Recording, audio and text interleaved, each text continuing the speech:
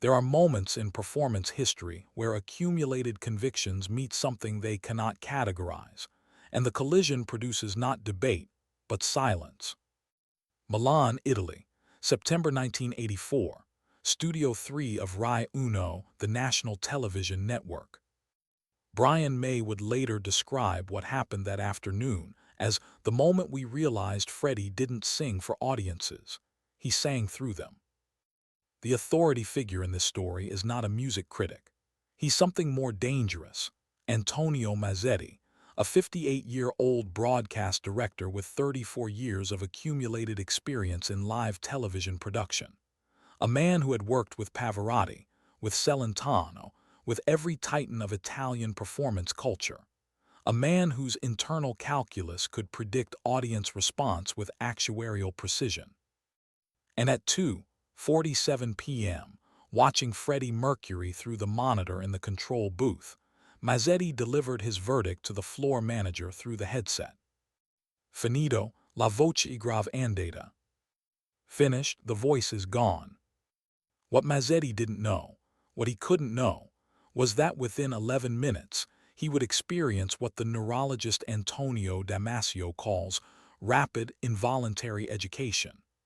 The specific cognitive violence that occurs when your existing framework can no longer accommodate what you are witnessing. He would watch a man with a cracking, damaged voice do something that should have been career suicide. And he would watch 70 million people across Europe fall silent, then erupt, then fall silent again, not because they were entertained, but because they had just witnessed testimony. To understand what happened in that Milan studio, you need to feel the specific weight of that September afternoon. The heat was pharmaceutical, thick, pressurized, the kind that made the camera operator's hands slick on the equipment. Studio 3 had been designed in 1967 without modern ventilation.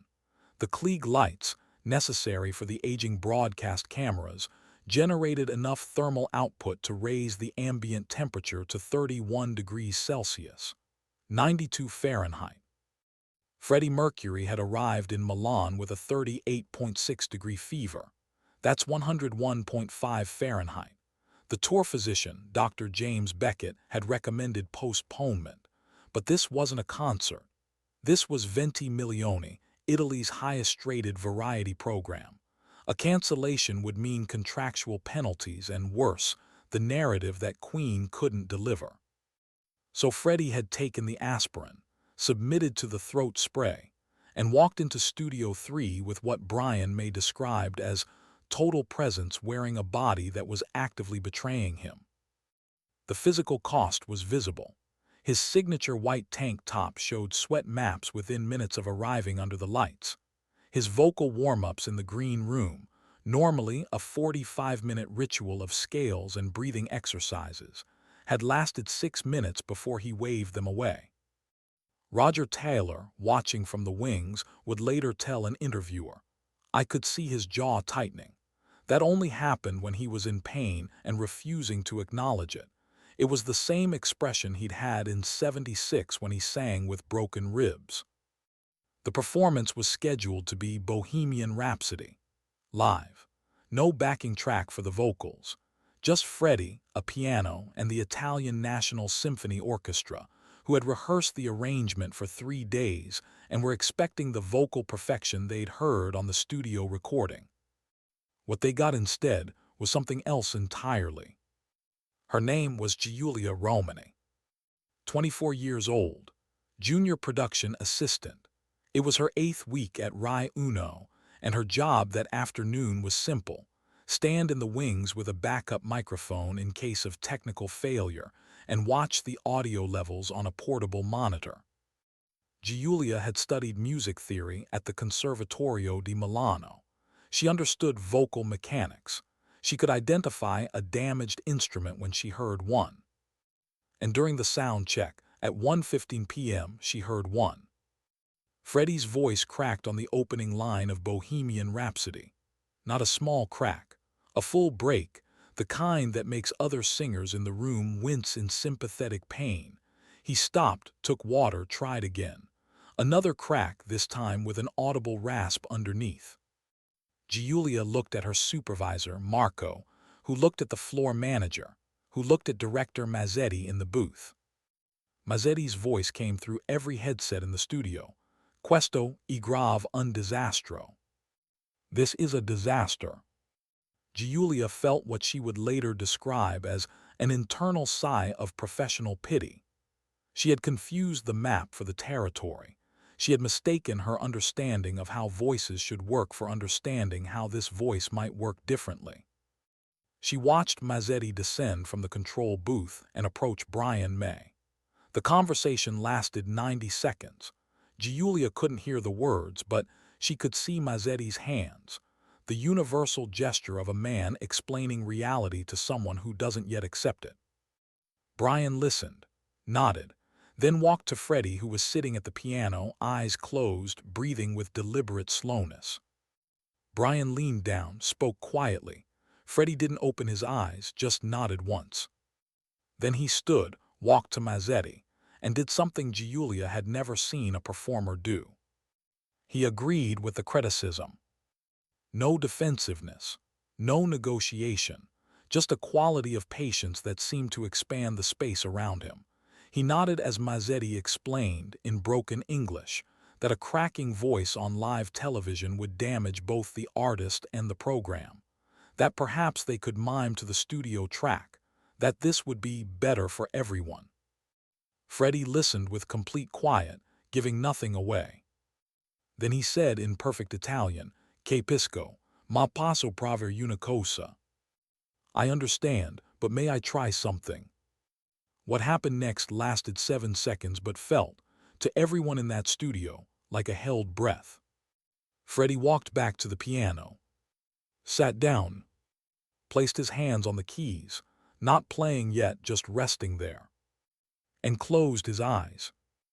Giulia, watching from the wings, counted the seconds. 1, 2, 3.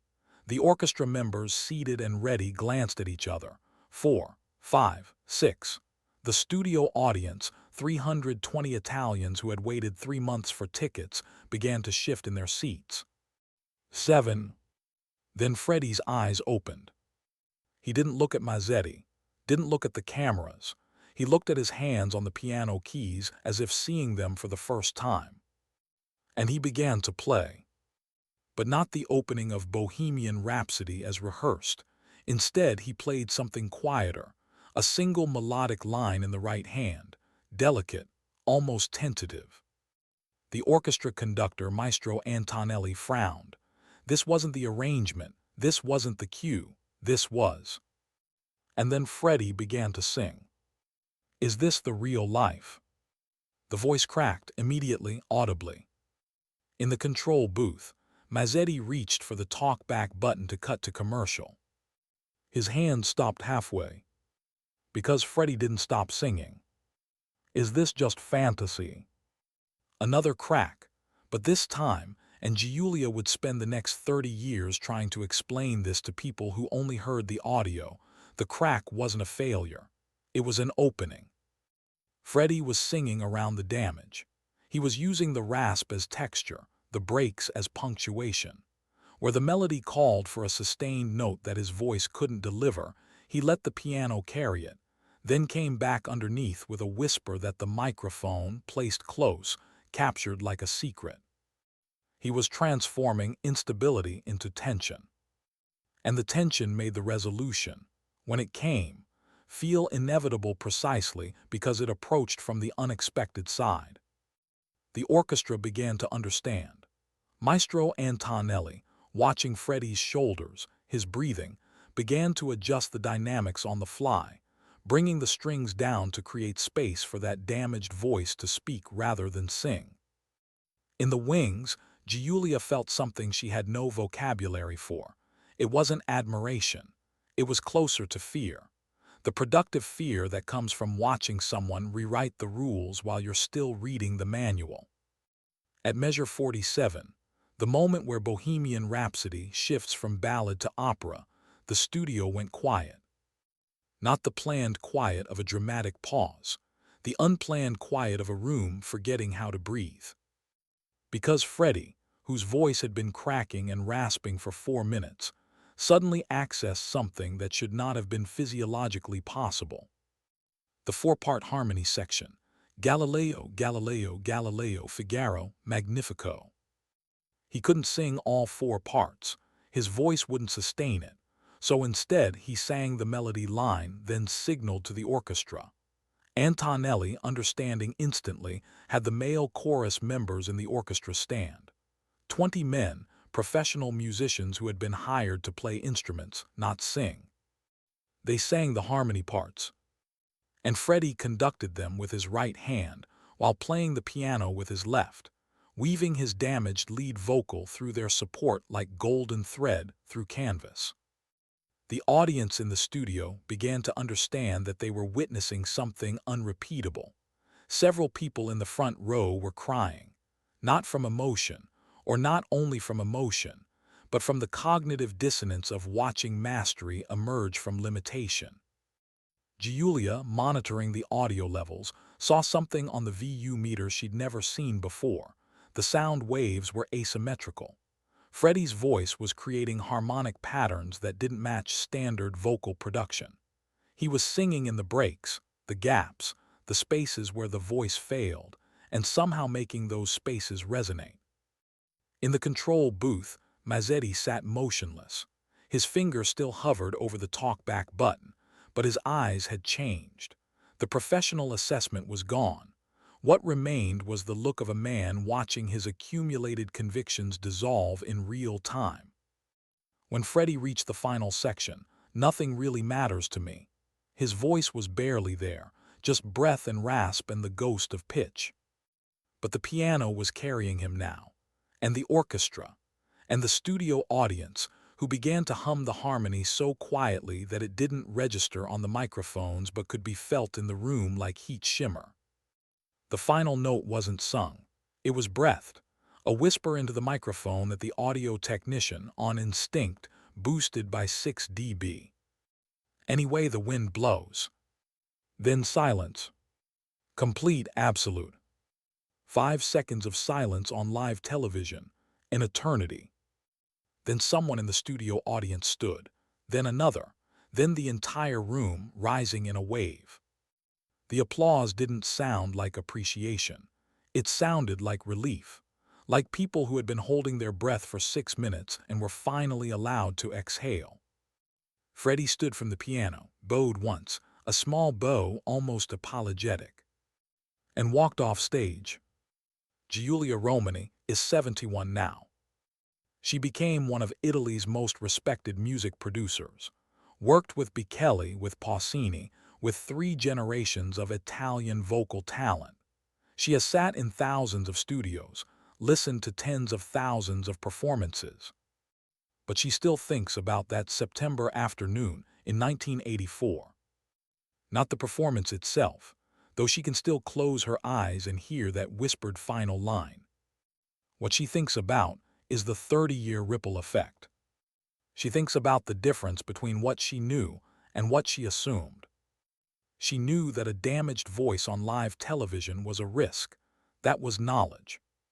She assumed that risk equaled failure. That was the self-fulfilling prophecy she had inherited from her training. Freddie Mercury taught her, taught everyone in that studio, that genius doesn't wait for permission. It doesn't ask if the conditions are right. It doesn't postpone until the voice is healed, the lights are cooler, the stakes are lower. It works with what it has, and it transforms limitation into a form of truth that perfection could never access. Mazzetti, the broadcast director, never spoke publicly about that day. But Marco, Giulia's supervisor, told her that Mazzetti kept a VHS recording of the broadcast in his office until he retired in 1998, not as a trophy, as a corrective. A reminder that accumulated experience can become a prison if you confuse pattern recognition for wisdom. The recording of that Milan performance was broadcast to 70 million people across Europe. It was never released commercially. Queen's management felt the vocal imperfections would damage Freddie's reputation. But bootleg recordings circulated among musicians.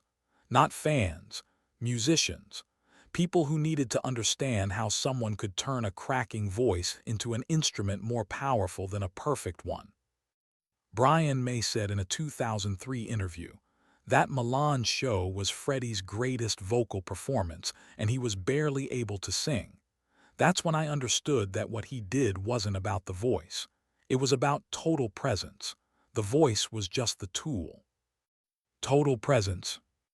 The quality of attention that makes a damaged instrument more compelling than a pristine one.